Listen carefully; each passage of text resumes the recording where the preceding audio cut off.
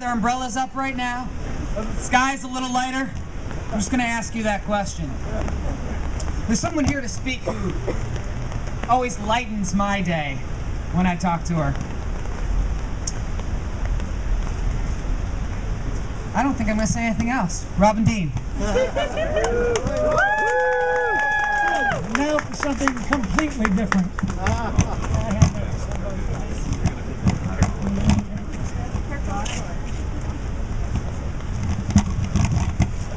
Welcome, and thank you for coming out in this lovely, lovely weather. Reminds me of something my younger brother said to me years ago when I first shared some important facts about my life with him. He said, "The world doesn't need another whiny minority." Okay, fine. You know what? I have the feeling as a white CPA in Northern Virginia, you may be right behind me. I don't know. You put it together. So, who am I? Why am I here? My name, as John said, is Robyn Deane. And I want to apologize to you because I was actually probably the third person asked to speak in this particular slot.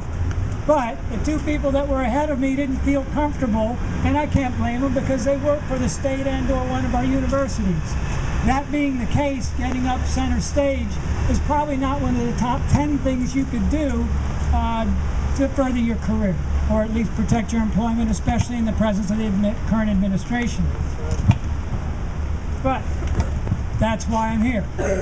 I have another unique approach to approach this with. Did I get that all right? Okay.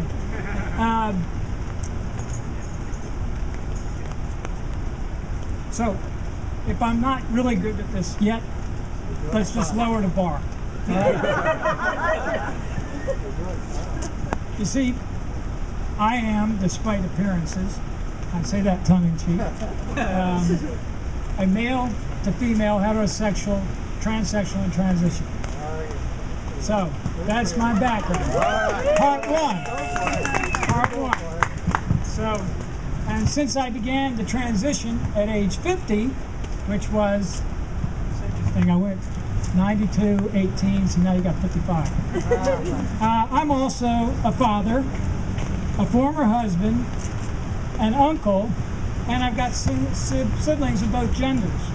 Now what that makes that really kind of interesting is I'm a father to 3 of our present governor's nephews and nieces. I am also uncle to 5 of his children. So that puts me kind of close. I came into this through the back door. If you don't know, if you're not in the government working as an employee and you're working for a company that's pretty reasonable about discrimination, then you got to find another way in, and so I'm coming in through the governor. He is my former brother-in-law. And having said that, and you know I have all these notes, but I think I'm just going to have to add it from here because this will go long. He witnessed the impact that all of this coming out and being who we are can have on one's life. He had a front row center seat because it was his family that was directly affected. I think that's pretty important. It's been the underlayment of a lot of my faith. I've also been exposed to a whole lot of challenges, maybe because of that, maybe not. You know, I've had the challenges through the divorce. I've had an attorney step outside of a room and throw up when I told him I was a Christian. How in the world could a transsexual be a Christian? I don't know.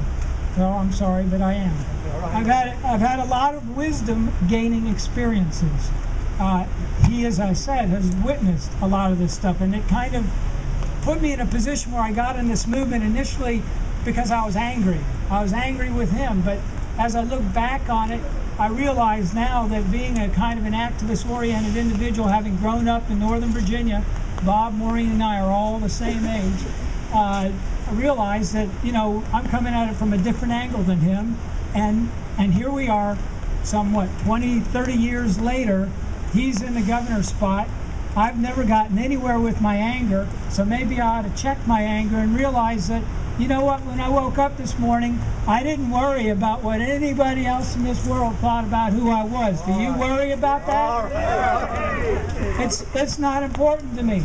As a matter of fact, it's so unimportant to me, I worry more I worry more about the angst that everyone else feels because I'm here. And I go out of my way to smile an extra smile, to reach out an extra hand to anybody that doesn't understand. How many people grew up with somebody like me hanging around their neighborhood?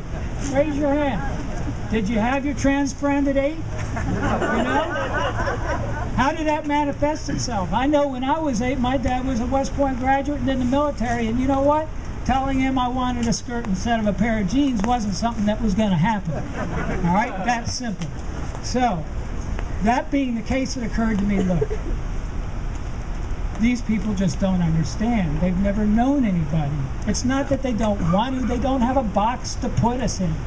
So, what I've done since then, and what I've used to, I pray a lot for all those people that bring me angst, and having done that, I've found a great deal of peace.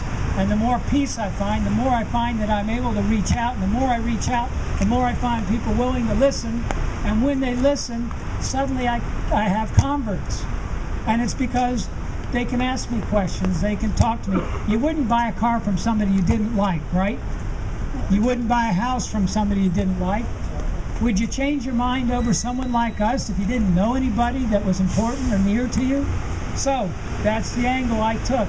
And I've found that I've built a lot of boxes for friends and family. I have a large number that were strong Christian right. I've spoken to groups that were Christian right, and by the end of it, they were asking me questions, and I was converting. Actually, I did it started out as a guy, and by the end, I was a woman. People really just need a little bit of education. They just need a little bit of push. Now, we can get there by being available to people if they're willing to listen. And that's kind of the crux of where I'm going with my message today. I had a lot of good times with Bob years ago. Then we kind of went our separate ways. Large part, maybe I owe you all an apology. Maybe I sealed an anger in him toward people like us. On the other hand, maybe I can be a bridge. And so I extend the offer publicly to sit down with him sometime and just catch up, shoot the breeze, and find out what we've each been up to and what we each think. And maybe, just maybe, I can help him build a box. And you know what? I might learn something too. So anyway, I thank you all very much for giving me the time to speak today. I'm committed to the cause. I'm there if you need me. Call me for anything. Y'all take care. Thanks. Thank you.